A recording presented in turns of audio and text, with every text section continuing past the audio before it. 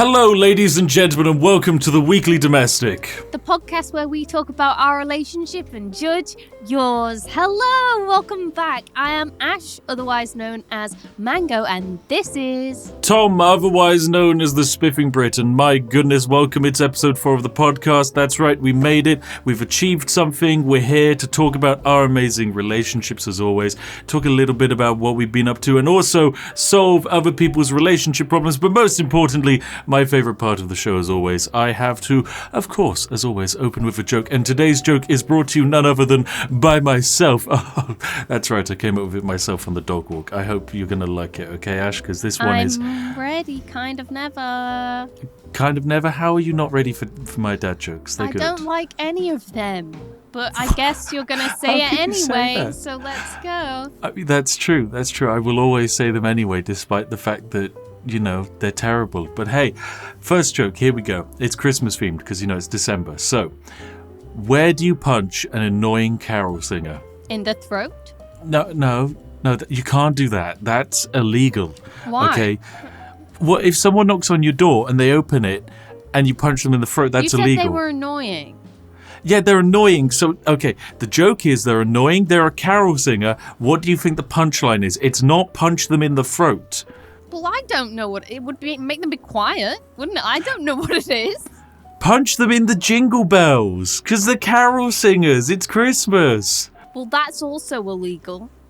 Okay, Bad you've got joke. me there. Bad joke. You've checkmated me there. Okay, fine. I'll give you that one. I will concede on that one. But the next joke, okay, this one is good. Okay, I'm still not ready. You'll never be ready for this one. How does a penguin build his home? I don't know. How does a penguin build its home? It glues it together. No, stop. I That's know. funny. That is funny. That one's very funny. That one's very good. I'm very proud of that He one. glues it together? Oh, how do females make it? I don't know. Wow. You don't know. I don't know. I imagine they glues it together as well. Oh, it says E. Yeah. They just glue. They just use glue. Maybe cement. Who knows? How am I to judge penguin building and their houses? But how do you make an igloo? You get snow compacted together and make little bricks and then stack them up on each other. Yeah, but you don't just stack. Like, how do they glue together? How do they glue? Well, the coldness of the the atoms attaches them to each other. So there's kind of like resistance which stops them moving about. Well, what? How? You okay? You've got a lot of questions today about snow. Well, yeah, I'm excited about snow, number one. But number two, what if you put it in the wrong place? Do you just have a hole in your house forever? Well, yeah, but you could just scoop up some more snow, compact it, and fit it into that hole. It's not that difficult to deal with. An igloo is just compacted snow, so you just compact more snow. Woohoo, big summer blowout. Where did that come from? Sorry, is that a Frozen reference? Yes, Frozen. it's very good. good. But what has that got to do? What has that got to do with anything? Christmas. Oh my god! Because I thought about the igloo and how it had a hole in it, and then he opens the door, like the little latch. You could have it as a feature to your igloo. You could, yeah. That was completely nonsensical. Thank you very much. Perfect. Now, I do have a question for you. This is a very important question. Yes. We, as always, get sent lots of relationship problems from people in dire need of help. And this one was sent in by Ralph Butcher over Twitter, okay? He has a desperate need. Okay, his problem. Apparently, my body is too cold to cuddle up to for warmth. How do we solve this? Right. So, on first thought, I think that you need to check that you're warm-blooded, okay? You need to check, otherwise you need to get some heat lamps in place, okay? You got to be careful, okay? If you're a lizard person, you got to get some heat lamps going. Maybe that's your mistake. Yeah, maybe you're a lizard person and you just didn't know about it, okay? So just be careful. You need that UVB, is it? UV rays. UV rays. Them UV rays. Who knows? Them UV rays. Solution. Solution. I like how you raise your hand, like you have an idea. So I have a solution. No one else can see this, only I. But Yes. okay, what is the solution? Solution is get 30 of those tiny UVB nail lamps Okay. and put them all over your body to give you Right. UVB to heat you up. I mean, you will possibly develop skin Probably cancer. I think you would develop skin conditions. You definitely kill most of your skin. It would be and really bad. It would be Or terrible. It's like a sun tanning bed, isn't it? Really, what I'm saying. Yeah, but so your solution to them being cold is to put them in effectively a very poorly constructed tanning bed made of nail lamps. Well, to be honest, nail lamps do have a different UVB, so they don't do the same thing, but they do heat you up. And sometimes they burn. So basically you want to crisp this man's outer layer to heat himself up so he can warm up his partner. Is that how you're solving this relationship problem? It's either that or get a UVB lamp in your ceiling. Yeah. But then won't that also make her warmer?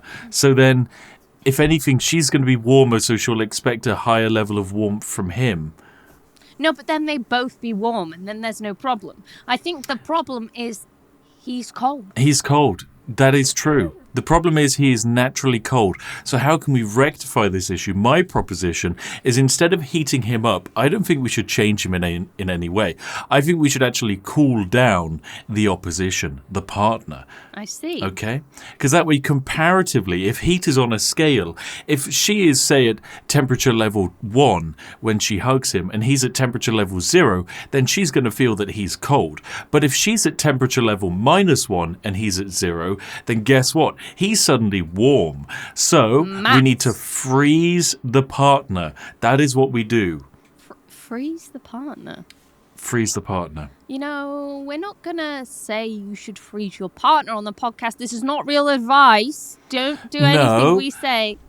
Okay, freezing might be a bit extreme, but I'll tell you what you can do. You can rent those, like, meat fridge vans, which have the gigantic, like, frozen meats in the back of them.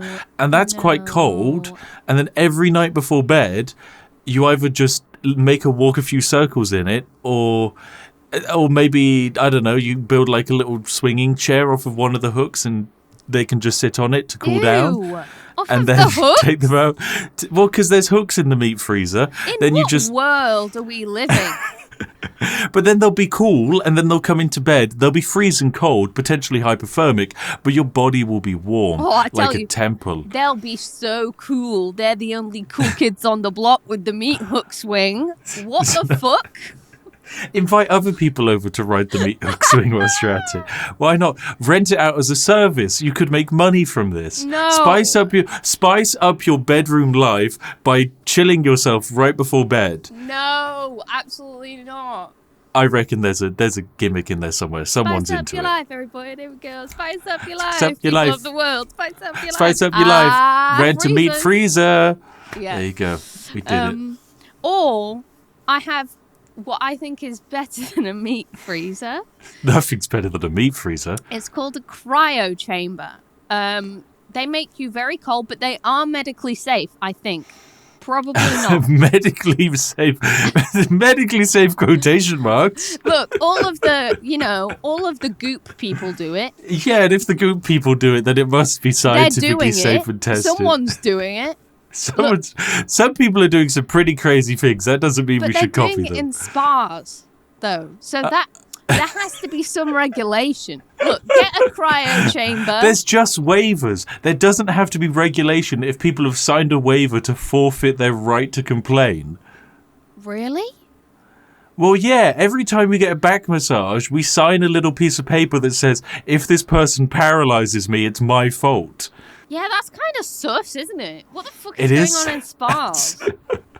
People are just getting their backs broken. You wonder why your toes are breaking all the time. It's because of all those massages. Every time you get a massage, they weaken your toes. That's how it keeps happening. That's what it is. I keep, just so everyone knows, I am very accident prone, and this week I have been breaking my toes. Apparently, I've broken 2 by smashing them against the wall by accident because I'm clumsy. So there we go. It is very entertaining. And actually, just before we recorded the podcast, you said, can I go to the toilet? So you nipped off to go to the loo. And then on your way back, we have like a little baby gate set up so that we can like restrict Georgie's access to the lounge if we don't want her eating the Christmas tree.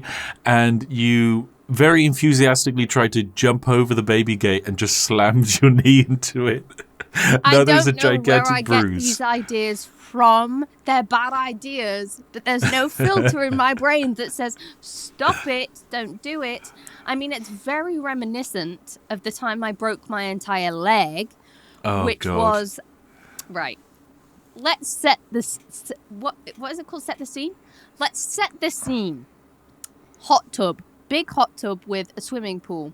The swimming pool broke because... So it was freezing cold water, and it broke because the people who lifted it over my house with a crane dropped it. Anyway, that is kind of irrelevant to the story. First world hot tub problems. But anyway, there was 3 mats on top of the hot tub, 2 on the cold side, and 1 in the hot tub section that was actually warm.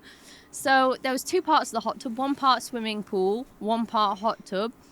I sound like the most middle-class person I have ever heard in my life. This sounds incredibly middle-class. So my hot tub was so fancy, there was actually 2 sides to the hot tub, you see. The cold side and the warm side. But it was on deal, and, like, it was my mum's one goal. Like, she wanted one forever. So it was a one-off. It was a one-off.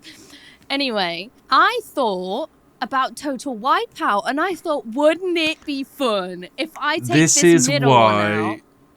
Look, this is why children should not be exposed to Total Wipeout or Takahashi's Castle, because it inspires naughtiness. It inspires injury.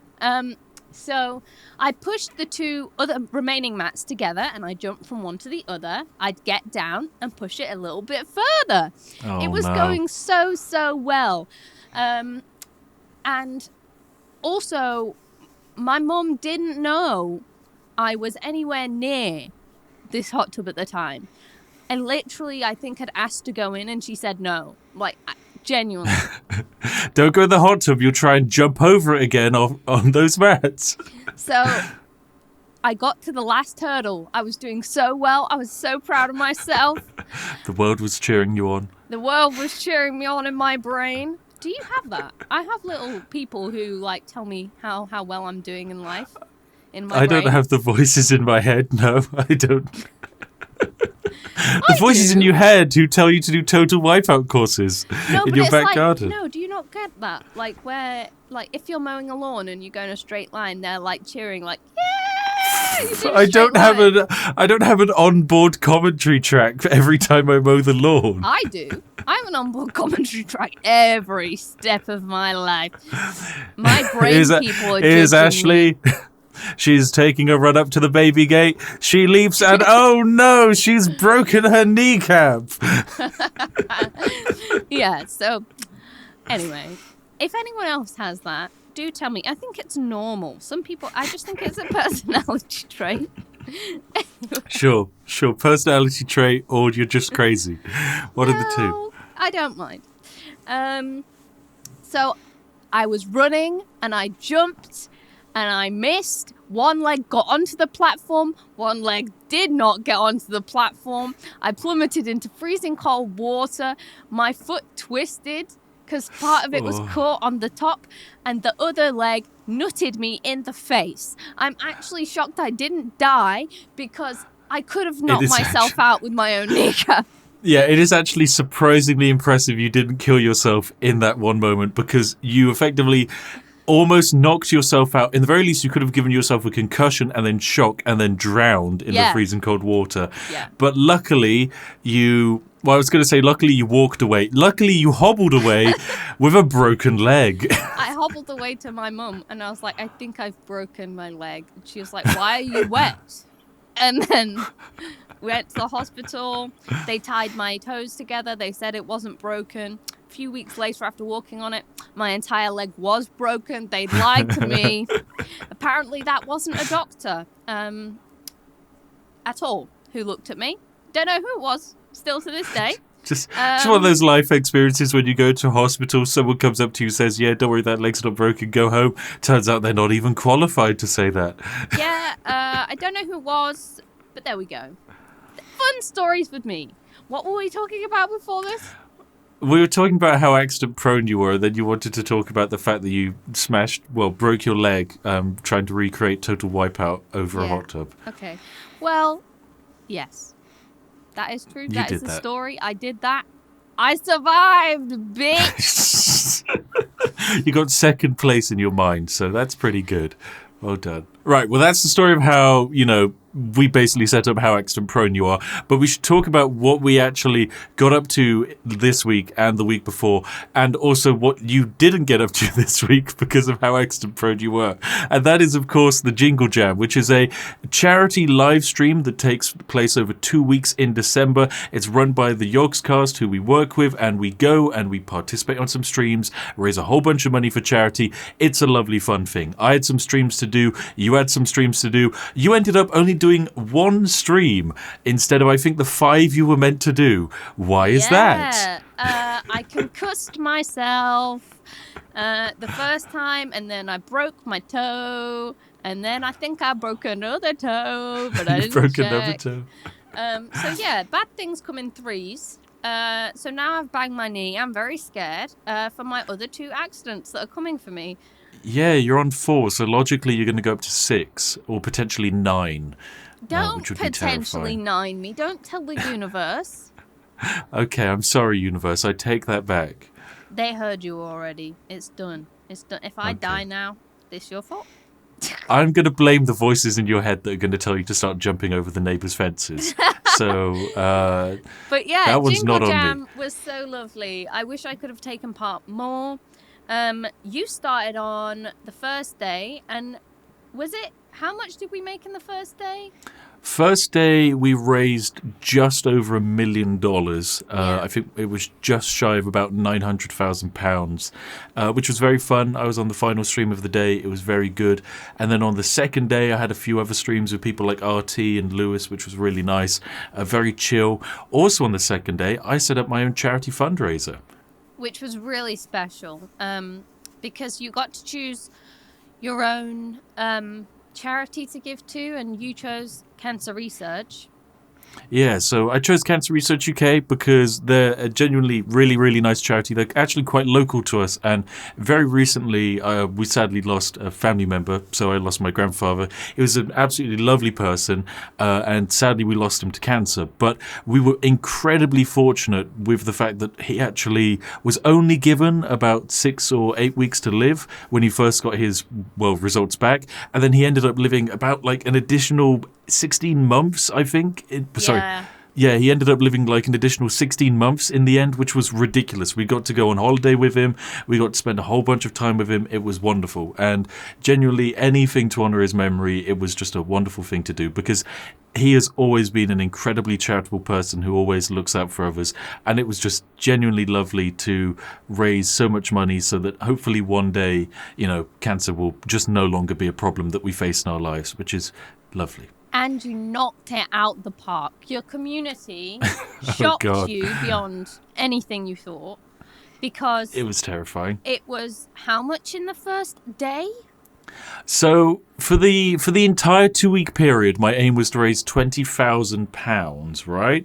And that was with me streaming a little bit on my own channel. So my hope was to put the charity goal up on the second day of the Jingle Jam, so the 2nd of December, and then probably by the 6th do a live stream and try and hit 20,000.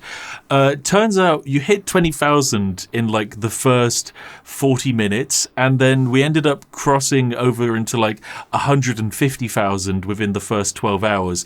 And that actually created a few problems, because the charity Cancer Research UK ran out of keys to give away to the lovely people donating.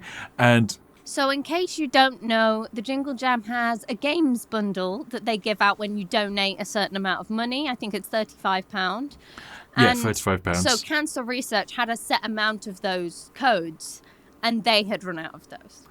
Yes, so in total, each charity was aiming to basically raise £250,000. And so because my kind of like charity drive had grown so strongly, it had overtaken the main Yogscast charity drive, we hit the cancer research goal on day 2, which was amazing, absolutely fantastic. But the issue is it kind of one-sides all of the donations, and we want to kind of share the love. So on day 3, I had to set up a new fundraiser for a lovely, very much smaller UK charity called Lifelights, which is this. I had never heard of this charity because generally they are really quite small, but they have been doing some amazing work where they basically go to children who are going through absolutely terrible times, often in hospital, and they give them, say, video games or experiences to just basically make them happy and smile. And it is such a wonderful thing because at the end of the day, we're all humans, and the greatest thing about being a human is being happy, surrounded by your family, and just having a lovely time. And so a charity that can give that joy to others, it was just perfect. I loved it. I absolutely loved the Jingle Jam. The charity fundraising, it's the first time I've ever done anything like it, and it was wonderful. Absolutely wonderful. Yeah, is the Tiltify still up or no? It is. I think it will go for about another month, so I don't think it will be until about January the 2nd or 3rd when it goes away. But from this point on, you can't get any more like keys from the bundle. It's just a case of you can donate money to charity. But yeah, but if you'd like to, obviously, remember that, Christmas is the time for giving. If you don't have the money, don't stress, don't sweat. But if you do, just think about giving forward. I think it's really special, this thing we do every Christmas. It's giving to charity in a really different way for us. I mean, we work for fundraising, but there's loads of things you can do, just spreading the word or helping physically or volunteering's so many really things. good. Yeah, I remember doing a lot of volunteering when I was younger. Do you ever do bag packing? Was that something you ever did? No, I didn't. I did bag packing like all the time as a child. So if you don't know what it is, because it might be a very like UK centric thing, basically when you like go to say a supermarket and you get your food, you go to the checkout, you then put the food in your bags before you leave. But there'll sometimes be like people who are raising money for charities at the end, and what they'll do is they'll just pack your food into bags for you for free, and then you can like give them a donation of a few pounds or whatever you feel like. And it's just kind of like a very simple service, but one which makes your life just a little bit easier. And then it's a good way of raising money for charity. I remember doing that like almost every other weekend when I was like 10 or something. Oh my goodness. We did, my family did, we used to run loads and loads of car boots. That's like my family history. And we used to do a charity tombola every Christmas. Is it called a tombola? No, what's it called? Like when you get a number and you can get it. I think that's a raffle or a tombola. No, it's not a raffle because you always win something. No, you always usually win something in a tombola. A raffle is the one where you pull out the number from the box. No, not a raffle. A tombola. Not a tombola. Okay, we're settling on tombola. Final answer. Got the big final answer. Lock it in. Lock it in. I'm a millionaire now. Is that how it works? Okay. Yeah, that's how it works. Give me £1 million, please. I can't. I'm terribly sorry. So we used to do a charity version, and then with the money, we would go and buy presents for the women and children's shelter locally or the food bank, whichever. Each year we did them alternately. And we used to pack little bits of makeup, sanitary products, clothes, fresh stuff for them. And some just nice little presents with the money we raised. And I remember packing all those little bags at Christmas time, which was such a nice memory. That would explain why you are so on top of wrapping things, because, my goodness, you can wrap Christmas presents at a terrifying pace, and you do it really well.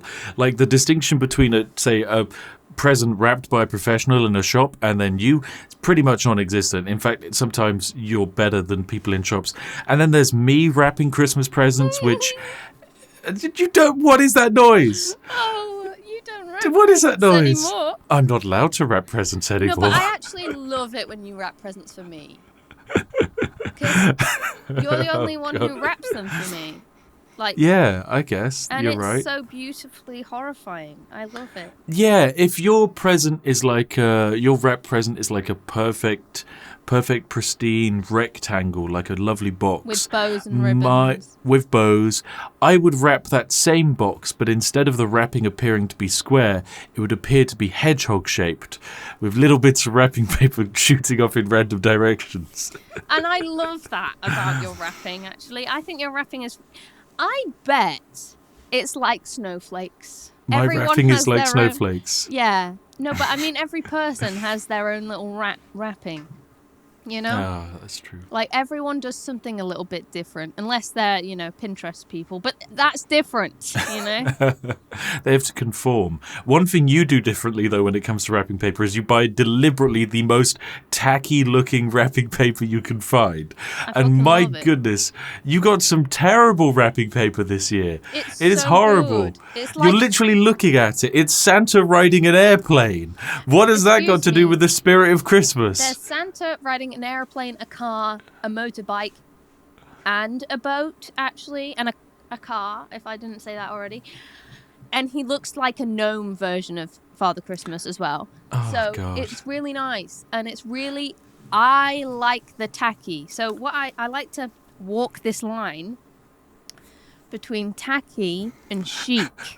So, like... Okay, what you just did with your hands, no one could see, but it's the fact that you have a hand action with, like, a pair of legs walking to the left for tacky, and then chic is pair of legs walking towards the camera. Like, there's some beautiful sign language going on that no one is going to be able to understand. Well, I enjoy it. And you know what? If you're watching the video version, enjoy the photos of it. Because I like it. I like when it's really kind of... It's ugly, but it's also endearing. It's like, what do you do about that? It is kind of endearing. It's kind of like, I'd like to put this in the bin, but someone gave this to me, so I can't. Well, no, it's like, it looks really nice under the Christmas tree, but it's also, on its own, horrifying. Yes. I would like to say, though, I think that has massively strayed really far away from the true meaning of Christmas. And by the true meaning of Christmas, I, of course, don't mean Santa Claus or Jesus. I mean the druidic pagan festival of Yuletide, which is everyone's preferred Christmas celebrations. Put a cow on a stick. You showed No, me it's a horse head. Oh, it's the horse head. Put a horse head on a stick and bring it into a house. You showed me a TikTok. It's so good. Can you get that TikTok up? Get it on your phone. We need. No, I'm not gonna get it up. We can put it in the video briefly. Okay. But so you actually brought up the ritual, which is so this is a very old pagan English ritual. Well, I say English. It's not English because England didn't really exist back then.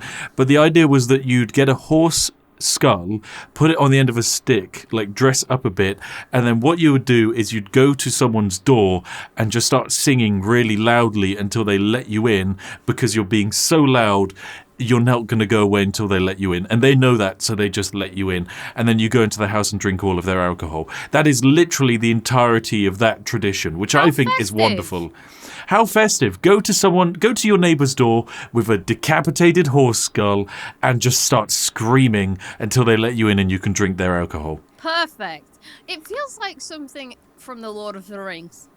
I don't remember that from The Lord of the Rings, but maybe it's in the extended edition. Go in there. Yeah, there is that scene where they just go in there and eat all his stuff and drink all his stuff.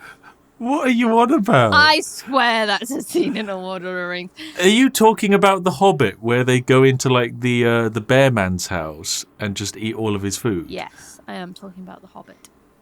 Okay, right. Which is a part of The Lord of the Rings. No. Yes. It's not. Yes, it's part of the same universe of Middle-earth, but it is not in The Lord of the Rings. No, it's literally the prequel. If you ask me... No, it was not meant as a prequel. It was meant as a single one-off children's book. The main enemy in the Hobbit films, yes, is Sauron, but in the book, it's just a random necromancer dude. They just made it Sauron in the films so that they could get more people to watch it. You know, I think Sauron's eyes may be as identifiable as the McDonald's symbol. Maybe. Is it as identifiable as your eye, which went bright pink with an allergic reaction just before the recording of this episode? It's actually getting better. Actually, that's two things. I only have one bad thing that can happen now for today. That's true. We've had that's your 2 terrible injuries of the day. Woohoo! And there's only like another 20 minutes left of the day, so I think you could be safe. So other than we're recording really late. Thank you for telling everybody we stay up in the middle of the night to record this podcast. I mean, are they shocked? Goblins. Are they shocked? No, not at all. I would like to talk about my contribution to charity this year. I don't want to talk about your contribution to charity because your contribution to charity scarred me. Well, it completely scarred me. So, the one stream I was able to make it to when I hadn't broken my toe or given myself a concussion was the poker night. On the poker night, we all dress up as characters or cosplay really badly, generally. Yeah, usually terrible cosplay. Like, I was there as a king, and what that meant was I was wearing a bright pink Princess Peach jumper, like long red cape and a crown, and that was my outfit for the poker. Yeah, so, and some people go further than others. Some people just wear nice things, like Some suits. people just wear a nice dress or a nice suit, and that's it. But I wanted to go a bit further, so... Mm-hmm. In the Jingle Jam, there was a song that was played on the first day about the Grinch. Yes. And about the sexy version of the Grinch. And it got abbreviated to Grussy. Yeah. Which would be Grinch downstairs. I was going to say, don't say that word. No one needs to know what the word actually means. It's horrible. They've figured it out. You decided to go as the Grinch, but sexy for this poker game. Yeah. And the issue is that meant you spent pretty much 2 days preparing. Yes.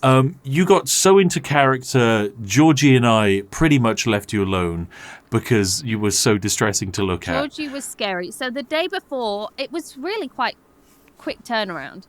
The day before, I was like, oh my God, I want to dress as the Grinch. This is what I'm doing.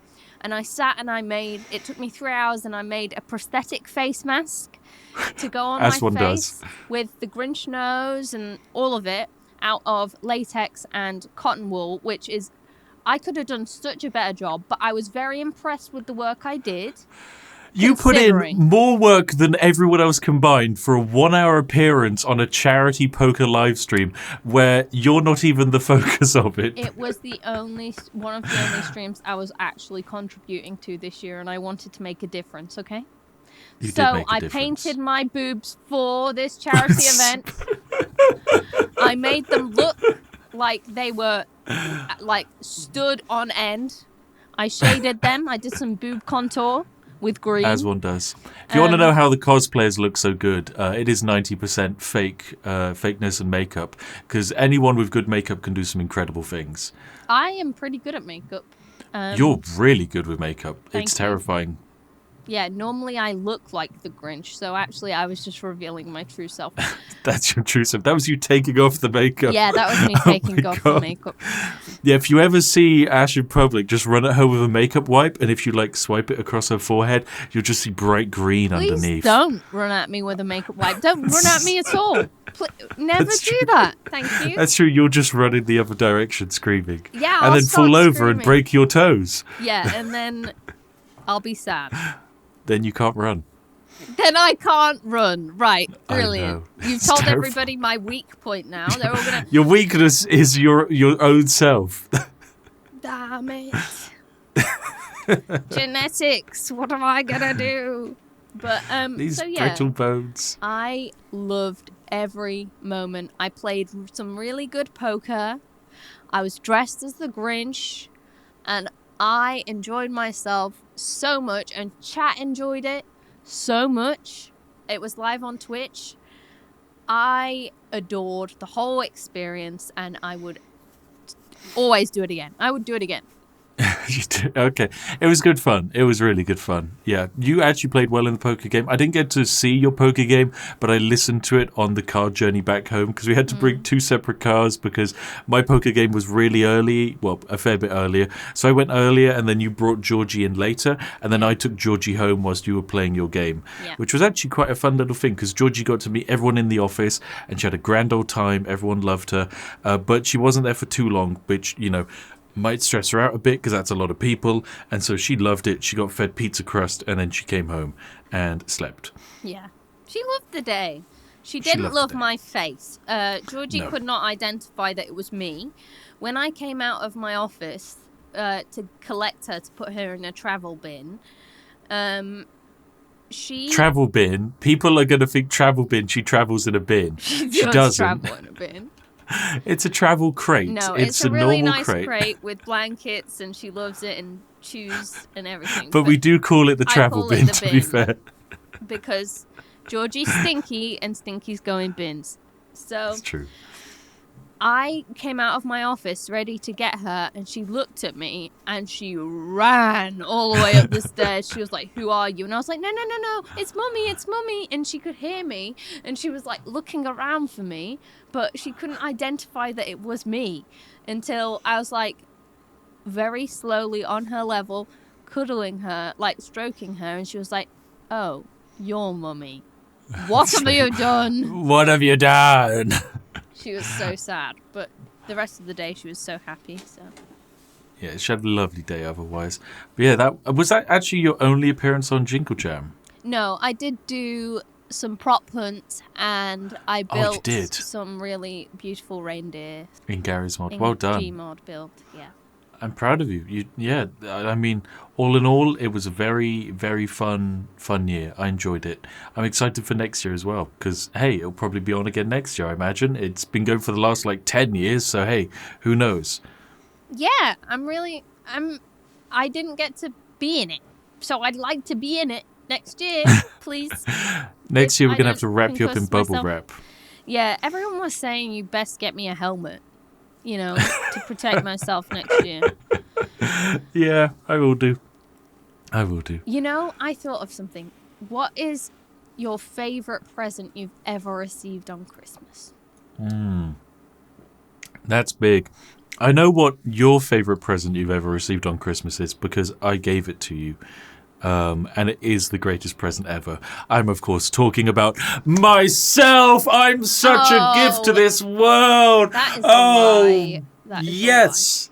That's a lie. I'm actually talking about something much better and much more expensive than myself because it's 60 quid. And that is your fight jacket, which is a gigantic... It's a dry robe, basically, but we call it the fight jacket. It's a huge overcoat designed for surfers who've just been in freezing cold temperatures to get out of the water, take off their wetsuit whilst remaining fully covered. So it's a coat with basically a fluffy towel on the inside. It's a dress. And you can just wrap up in it. It's like a dress. It's a waterproof, fluffy dress is what it is. Yeah. And I loved it. I remember when you were trying to buy this for me, you were like, "What is your dress size?" And I was like, "Why?" And you were like, "Christmas." I was like, "A dress? Really? Interesting. Really? I don't trust your taste in fashion." Well, no, I was just shocked that you were confident enough to buy for me anything to do with fashion. So I was like, "Oh, I'm excited."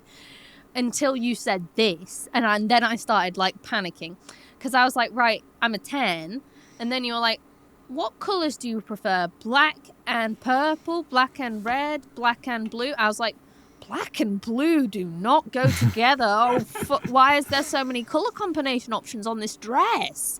And why are they all sound ugly?" I'm going to go for black and red because I think that is the most elegant looking out of all of these options. And I wish I'd gone black and blue because it would have been light cyan, wouldn't it? Was it light cyan? It was kind of light cyan-y. God damn. But I love my red, actually. I do love you it. Look good and it's my fight jacket because it makes me feel like I can fight anyone at any time and fight my depression with my coat. And if you can't fight it, you just turtle up inside of it because it's about twice the size of you, so you can just curl into a ball and bam, you have a bed. Yeah, it's perfect. It's like a It's a sleeping bag. A convertible sleeping It bag. is. It is a wearable sleeping bag. You've cracked it. Wow. It's a transformer. Honestly, if you don't know what to get your partner or significant other for Christmas, get them this. If you go on walks together, it's perfect. It's Yeah. wonderful. It's cozy. It's even great for cuddling. It's a dry robe. Best present I ever got you, by far. I loved it. Yeah, if they're definitely into water sports, get it. If they're not, get it. If they're into being cold all the time and complain about being cold all the time, get it. Yeah, if it's they're great. too warm all the time, maybe don't. Maybe not. No, But- not for them. Geez, they should want it though. They should. They may steal it off you. They may. Yeah, because you have to buy one for yourself as well, of course. My favorite gift from you ever. Yes. What about you? What is my favorite? Your favorite gift from me ever? My favorite gift from you ever. Yeah. That's challenging. I'm going to go for something retro, okay? Because there is something I could say. Like, I could say like the amazing huge box of bath bombs I got last year, which really got me through December. Yeah. So I was working nearly constantly. Instead, I'm going to say, the Blue Yeti snowball microphone.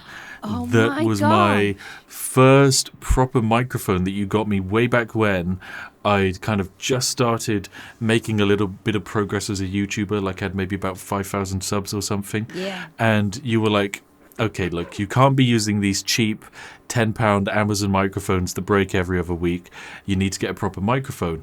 And you went out of your way and like found this microphone that was really, it's a Blue Yeti microphone. I It's good. researched. I You did research my a snowball is a really good beginner microphone, and it did amazing. And here we are today. Without it, wouldn't be here. Well, also, you kept it for so long. That lasted you for so long. In fact, we did throw it away, I think.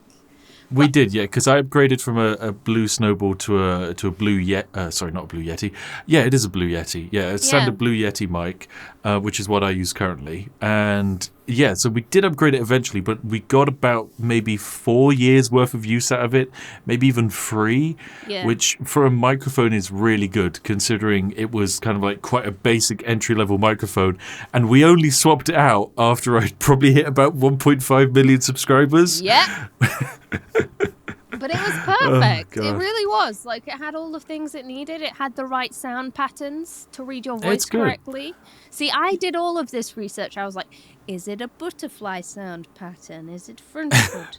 Is it sideways? They have terms. You don't need to just go like the wiggly 2 circle lines like a butterfly. Look, they have I names. actually do know these terms because I learnt them at film school, but am I a sound person?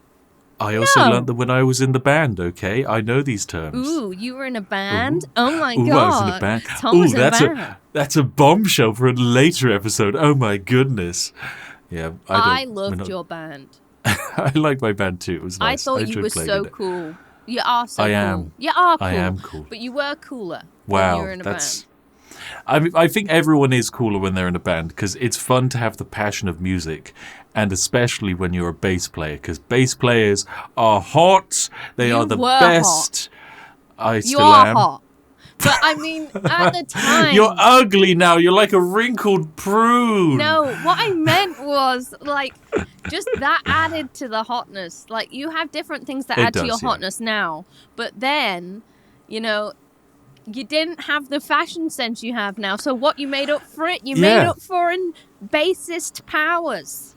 Back then, I had charisma and excitement and personality, and now I have wealth, and That is that's such it. a That's lie. all I have. That is I just such have a lie.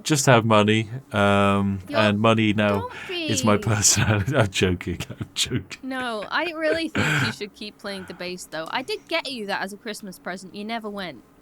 Well, yeah. I got you this is the issue. lessons, and you just never You went. got me lessons to play the bass guitar, but the issue is, like, when could I have gone? Because I worked every single day for the last 2.5 years. Well, now you can do it. Now if I you're can, yeah. listening and you want for us to each try, so me go back into singing for a week and you go back into bass for a week, you know what? my God. That would be such a good episode. Like Okay. it if you want us to do that. And tell us in the comments. That's actually a really good idea. Because, of course, we want to do something new every week on the podcast. So, we did CSGO, which was also Sweden. We did... Skyrim. We beat Skyrim together, and we also got into Magic the Gathering together, which was really fun to do. Like, these are great things to do and fantastical new experiences. And so, yeah, okay, if you have ideas for fantastical new experiences which require me to play the bass again, then sure, it will be entertaining. Get Spiff back into bass. Wow. Do it. God, I'm that'd starting be a campaign. I'm starting a campaign right now. Are you? GoFundMe. Go fund the brain. Go fund the brain. Get the brain going. If 100 people say it, then the UK government does have to listen. No, 100,000, not 100 I people. know, If it was a 100 joke. people. Oh dear. Okay. joke. Anyway, I think you have another relationship problem for me to solve. I do. And this one is from Rock is Stoned. My fiance still won't forgive me for eating 2 garlic bread baguettes when she was at work because she wanted them when she got home at 1 a.m. I offered to order her food, but she still argued with me. This was nearly 3 years ago. What do I do and who was right? Oh dear. See, here's the problem. Who was right? Who was right? No one was right, but one thing's for certain, you were wrong. Okay? Oh. There's no winners here, but Only you losers. did make the failure of eating the garlic bread that was not yours. And yes, you offered to buy it again, but that shouldn't be a problem. You should have done that in the first place. I think it was shared. No. When someone is snack hungry and they're busy working, when they get home, there best be snacks to munch. We know what happens when you have been busy working and there's no snacks to munch. I get angry. Sad. You get hangry sad. You mostly just get sad and start walking around the house. Yeah, I do. I'm like a lonely puppy. I'm like, where is the food? Where are all the crisps? I don't like these crisps. I want the other crisps. These crisps taste bad. Stop getting different crisps. I am a one crisp kind of guy. No, I'm not. I love different crisps, but not You new do. crisps. You got to get backups if they're new.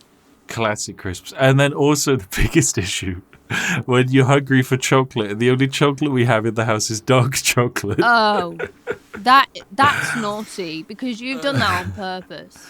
I haven't. People sent in dark chocolate. Okay, so family members, we're not naming any names, sent in some lovely dark chocolate, and the issue is you don't eat dark chocolate, but I love it. Thanks, I love dark Dad. chocolate. Merry Christmas. For me, it's the greatest thing in the universe. We just had all of this dark chocolate arrive that's from really fancy places, and it tastes amazing, and you can't eat any of it. To be honest, there is also champagne truffles for me. I'm very excited. So I do think that was true. on purpose. Like, there is one for you and one for me, but like, you can't eat as many champagne truffles as you can eat normal chocolate. That's the problem. Yes. I want to stuff my face with chocolate. Stuff me and fill me up with chocolate and crisp, please. Yes, that's how I feel when I want a snack. So I can understand why she wanted that garlic bread. I think the problem here, I have a solution. Okay, go for it. Keep backup snacks and garlic bread. Of course. But when you're running low, don't eat it until you get more. Okay, I mean, that puts you in a... Better idea. Better idea. Okay, hands up, let's go. Stockpile garlic bread. No. Get that meat fridge back. Turn it into a Oh my god. That You're meat right. fridge. Get it back. Meat fridge. Put the back part, which is the frozen part, stuff it with garlic bread. Frozen garlic bread will keep indefinitely, and you have the portable meat freezer to cool yourself down. So even if you get into a heated argument about who should get the garlic bread and the next shipment, just sit inside the meat freezer, cool right off from that argument. Sit on the No one swing. is ever in the wrong. Just sit on the swing and eat garlic through bread. your hair. Well, there's no wind in there. Garlic. I thought the the back rotting doors meat. were open.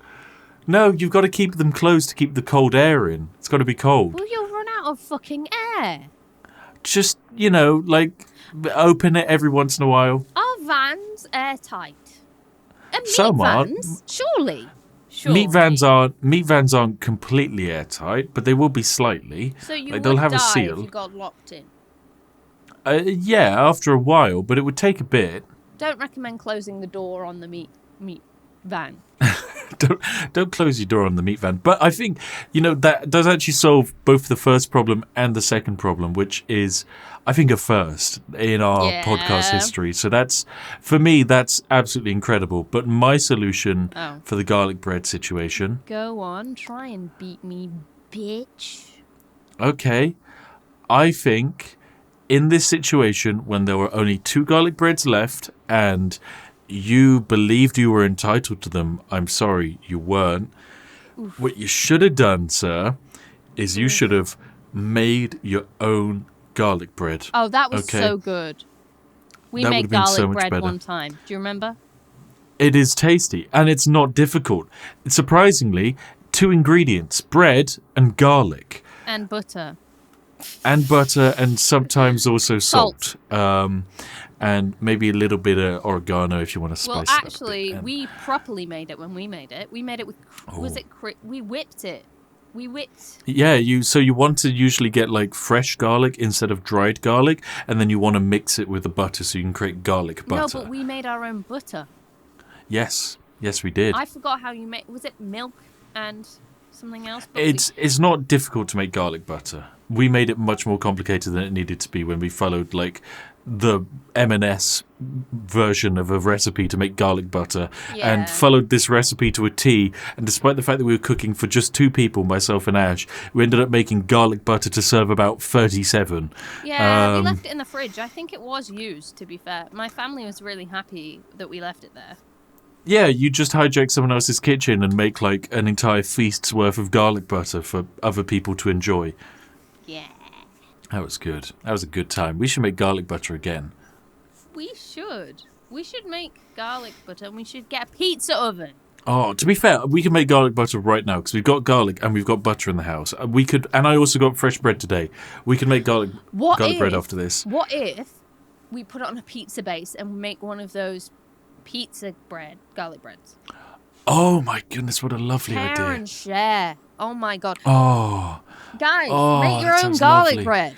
Come on. Make your own garlic bread. We've solved your problem. Also, stockpile 3 years the shitty later, version and make your own. 3 years later, she still hasn't forgiven you for it. Here's your solution. Mate, you're just not trying hard enough to actually beg for forgiveness. You need to perfect the art of grovelling, and by grovelling, I mean you need to create a tapestry of garlic bread pieces that spell out sorry. And then God. Give it serve to that her on to her. Christmas. Oh my God. Give it to her on Christmas Day. The best Christmas present ever. Do it. Get garlic bread. Get that garlic bread. Wrap it up. Make an art piece out of the garlic bread. Oh my goodness. Get a professional photographer to make some garlic bread art. And give Okay, it you to don't her. need to go that far. Yes, do it. And give it to her with a new garlic bread and say, I'm so sorry for 3 years ago. I was wrong. You were tired and working. I should have left at least 1 garlic bread for you. But now you can have this whole garlic bread and I am going to have to sit and watch you eat it. And that is the best Christmas miracle. That's a miracle. If you do it, take pictures of it, send them to us on Twitter, and I'll send you one of my U2s as a way of saying congratulations. Yeah, that's pretty. Do it. That's okay. I don't even know how we can top that. I think that's the end of today's episode. We've achieved eudaimonia, the perfect existence. What does that even mean? Eudaimonia. Yeah. It's the philosophical it's kind of like the idea that as humans we're all focusing on eudaimonia, which is the virtuous existence, where instead of focusing on what is right and wrong, we should focus on what is the most virtuous thing to do. To not be too prideful, but equally not to be too giving. So to have some pride, but not too much. To have some honor, but not too much honor. To have some cunning, but not too much cunning. Okay, I get your point. To have a little bit of horny, but not too much horny. I think I'm about to have a nosebleed, so I think we have to go. That's the sick thing. That's the sick thing to go wrong today. I can actually This feel is amazing. my nose starting to bleed. We're going to have to go. Oh my God, right, that's it. Thanks for listening to today's episode. As always, rate the podcast on all of the lovely platforms. Give it a like, subscribe, you name it, whatever. Go to the comment section. We read all of them. They're amazing, and we love all of you. Have a lovely evening. Good Dom fam. Dom fam, have a lovely evening, Dom fam. Oh, Love God. you. Goodbye. Bye. Bye. See you next week.